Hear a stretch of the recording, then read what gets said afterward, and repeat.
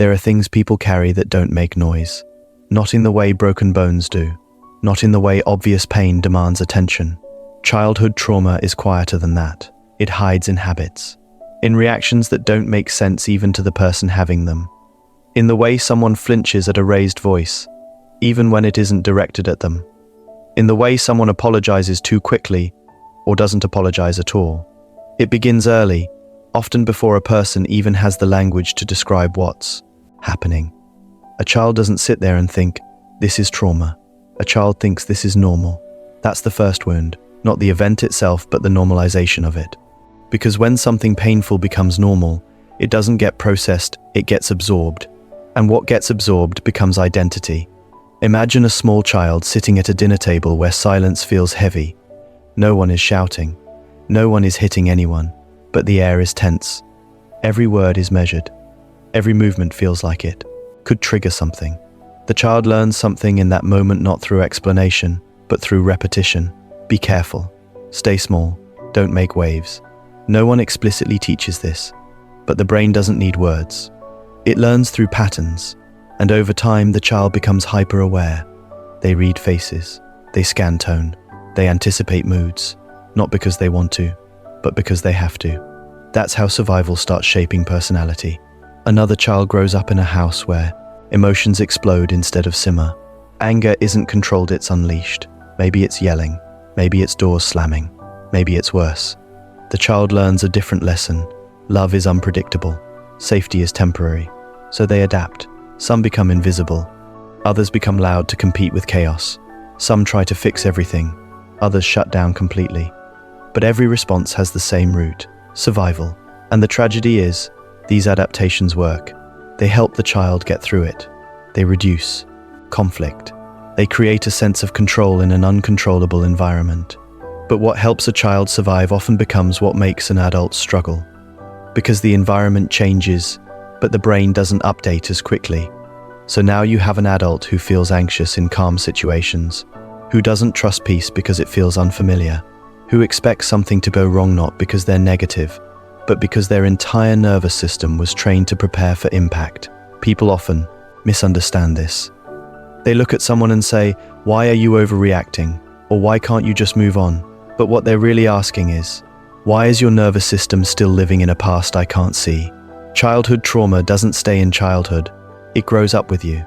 It shows up in relationships, in the way someone loves or avoids love, in the way they handle conflict, in how quickly they feel abandoned, in how deeply they fear rejection. A person who was emotionally neglected as a child might not even realize it happened. There were no dramatic events, no obvious harm, just absence, conversations that never went deep, feelings that were dismissed, needs that were overlooked, and the message becomes internal. What I feel doesn't matter. So as an adult, they struggle to express themselves. Not because they don't have emotions, but because they were never taught that those emotions were valid. On the other side, a child who received inconsistent love affection one day, coldness. The next grows into someone who chases certainty in uncertainty. They might hold on too tightly, overanalyze everything, seek reassurance constantly, because deep down, they're still trying to answer the same question. Am I safe here? Childhood trauma doesn't just affect emotions, it rewires the brain. The parts responsible for fear, memory, and emotional regulation become more sensitive. The body stays on alert, even when there's no immediate danger. It's like having an internal alarm system that doesn't know when to turn off. That's why some people feel exhausted, even when nothing big is happening. They're not tired from the present, they're tired from constantly scanning for threats that used to be real. And here's where it gets even more complex. Not everyone who experiences trauma looks broken. Some look incredibly put together. High achievers, perfectionists, people who seem strong, independent, and in control. But control can be a trauma response too. If a child grows up in chaos, they may try to control everything as an adult, not because they want power, but because unpredictability feels dangerous. Structure becomes safety, perfection becomes protection, but it comes at a cost, because life isn't perfectly controllable. And when things inevitably go wrong, it doesn't just feel like failure, it feels like danger. So the reaction is bigger than the situation. That's something people often don't understand about trauma responses. They're not about the present moment dash, they're about accumulated memory. It's never just this argument. It's every argument that felt unsafe before. It's never just this rejection. It's every moment they felt unwanted. It's never just this silence. It's every time silence meant something was wrong. So the reaction carries weight that doesn't seem proportionate unless you know the history behind it. And the hardest part, most people with childhood trauma don't walk around consciously thinking about it. They don't connect every reaction to their past. They just feel things deeply, react strongly, or shut down completely, and then blame themselves for it. They think, why am I like this?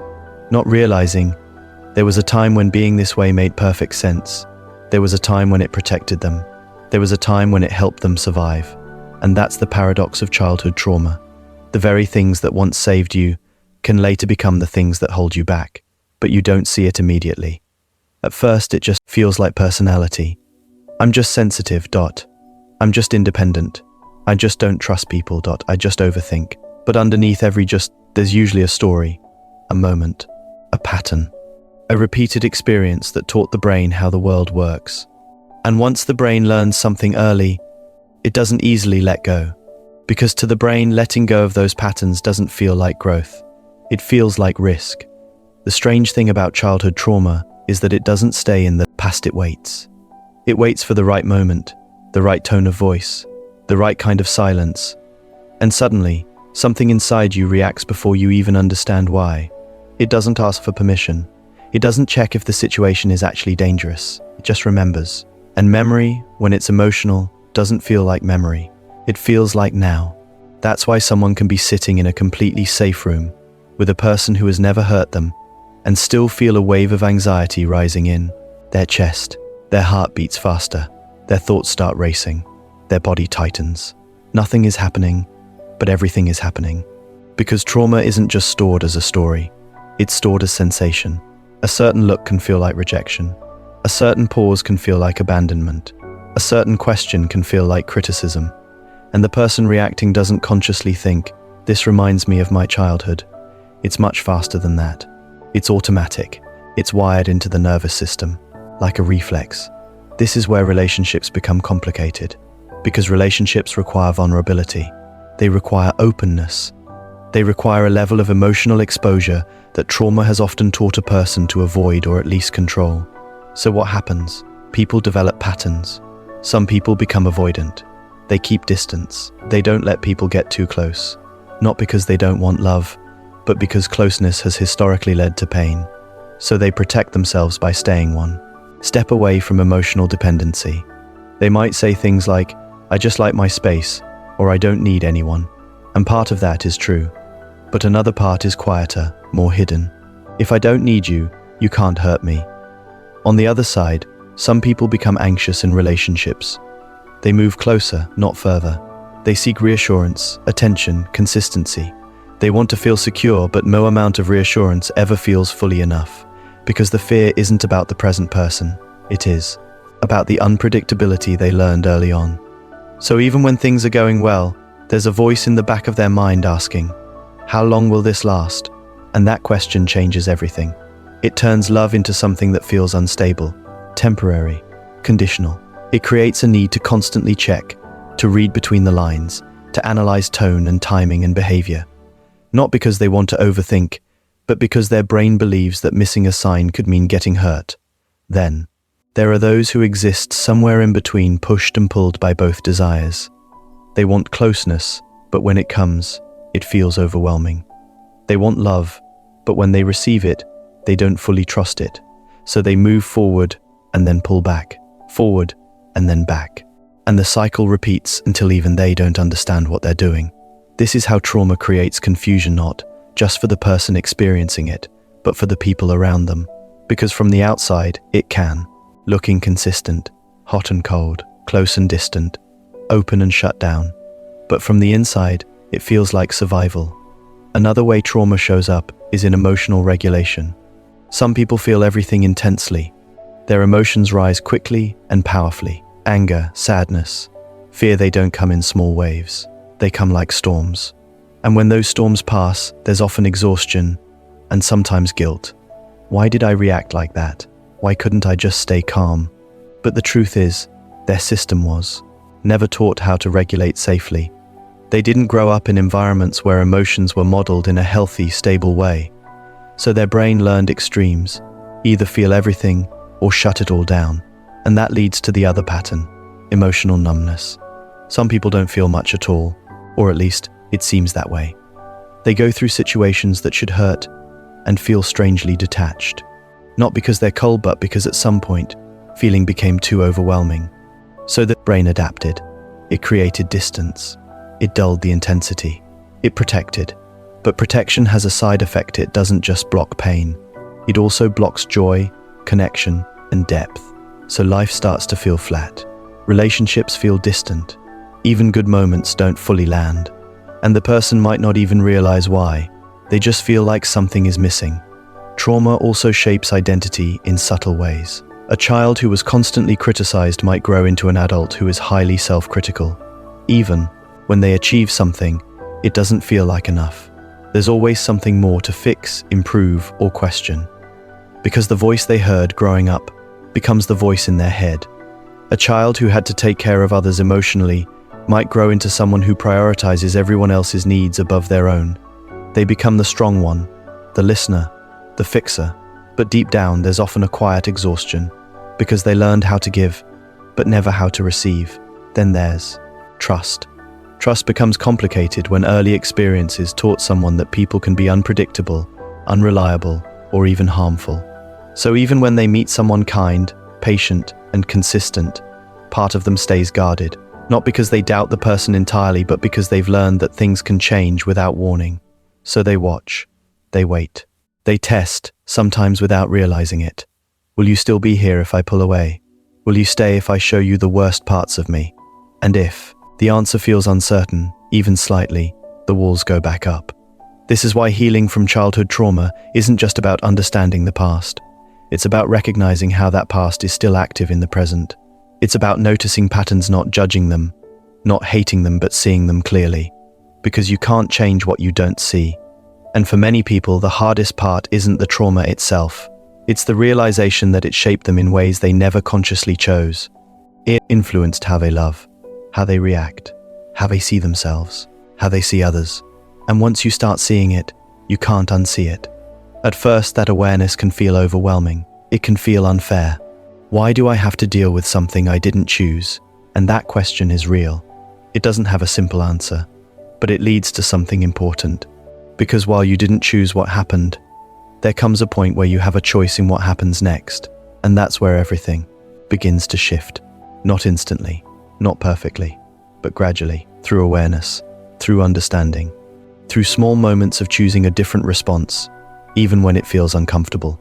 Because healing doesn't mean erasing the past. It means learning that the past doesn't have to control every reaction in the present. There comes a moment, quiet, almost unnoticeable, when a person stops asking, "What's wrong with me?" and starts asking something far more honest. What happened to me? What is it still doing to my life? That shift changes everything. Because for most of their life, someone carrying childhood trauma has been reacting, not understanding, judging themselves, not seeing themselves, trying to fix the surface, while the root remained untouched. And the root is never just the memory, it's the meaning attached to it. A child doesn't just experience pain, they interpret it. If a parent was distant, the child doesn't think they're struggling. They think, "I'm not important." If love was inconsistent, they don't think this is unstable. They think, "I have to earn love." If they were criticized, ignored, or made to feel small, they don't think this is unfair. They think something is wrong with me. Those interpretations don't stay in childhood. They quietly become beliefs. And those beliefs shape everything. They shape the way someone walks into a room, the way they handle silence, the way they respond to kindness, even the way they imagine their future. Because if deep down someone believes they are not enough, no amount of external validation will fully convince them otherwise. It might help temporarily, it might feel good in the moment, but it won't stick. Because the mind always returns to what feels familiar. And for many, pain became familiar long before peace ever had a chance. That's why healing isn't just about new experiences. It's about questioning old beliefs, and that is uncomfortable work. It means noticing the voice in your head, that says, "You're going to mess this up," and asking, "Where did that come from?" It means catching yourself pulling away from someone who genuinely cares and asking, "Am I protecting myself, or am I repeating something?" It means sitting with emotions instead of escaping them and realizing they don't destroy you the way they once felt like they would. But here's the truth most people don't talk about. Healing doesn't feel like healing at first. It feels like uncertainty. It feels like reacting differently and then second-guessing yourself. It feels like staying when you'd normally run, or walking away when you'd normally stay and tolerate too much. It feels like unfamiliar territory, because your brain is wired to return to what it knows even if what it knows isn't healthy. So when you start doing something different, your system doesn't immediately recognize it as growth. It recognizes it as risk, and that's where many people stop. Not because they're incapable of healing, but because the early stages of healing feel so uncomfortable that it's easier to go back to old patterns. Patterns may hurt, but they're predictable, and predictability feels like safety. But real safety isn't found in predictability, it's found in awareness. It's found in the ability to pause and recognize, this feeling belongs to my past, but this moment is my present. That pause is powerful. It creates space between stimulus and response, between what you feel and what you choose to do with it. And in that space, something new becomes possible. A different reaction, a different decision, a different ending. Not every time, not perfectly, but enough to start changing the direction of your life. Because healing isn't about becoming someone else. It's about becoming someone who is no longer controlled by what they went through. Someone who can feel without being overwhelmed, who can trust without constantly fearing loss, who can set boundaries without guilt, who can receive love without questioning it at every step. And that doesn't happen overnight. It happens in small, almost invisible moments. Choosing not to over-explain yourself, choosing to say no without justifying it, choosing to stay present instead of assuming the worst, choosing to believe someone's kindness without immediately doubting it. These moments don't feel dramatic, but they are powerful. Because every time you choose differently, you send a message to your brain. The past is not happening right now. And slowly, the brain begins to update. The alarm doesn't go off as quickly. The reactions soften. The patterns loosen. Not because the past disappeared, but because it's no longer in control. There's also something important to understand. Healing doesn't mean you'll never feel triggered again. You will. There will still be moments when something hits deeper than expected, when an old feeling resurfaces, when you react in a way you thought you had outgrown. That doesn't mean you failed. It means you're human. The difference is, now you notice it. Now you understand it. Now you can return to yourself faster instead of getting lost in it for days, weeks, or years. That's growth. And then, at some point, something even deeper happens. You stop seeing your younger self as weak. You stop judging the child who stayed quiet, who tolerated too much, who adapted in ways that don't make sense anymore. Instead, you begin to see the truth. That child did the best they could with what they had. They survived. They learned. They adapted. And those adaptations, as complicated as they are now, were once the reason you made it through. That realization changes the relationship you have with yourself, because instead of shame, there's understanding. Instead of anger, there's compassion. And from that place, real healing becomes possible. Not forced, not rushed, but real. And here's the lesson most people spend years trying to understand. You are not responsible for what happened to you as a child, but you are responsible for what you do with it as an adult. That's not about blame, it's about power. Because as long as your past is the only explanation for your present, it will continue to control your future. But the moment you become aware, the moment you start questioning, noticing, and choosing differently, you take that power back, not all at once, but enough to begin, enough to change direction, enough to stop repeating what once felt inevitable. And maybe the most important part of all this is understanding that healing doesn't mean becoming perfect. It means becoming conscious. Conscious of your patterns, conscious of your triggers, conscious of your choices. Because once you're conscious, you're no longer trapped. And when you're no longer trapped, you're finally free to build a life that isn't just a reflection of your past, but a decision about your future. And that is where everything truly begins.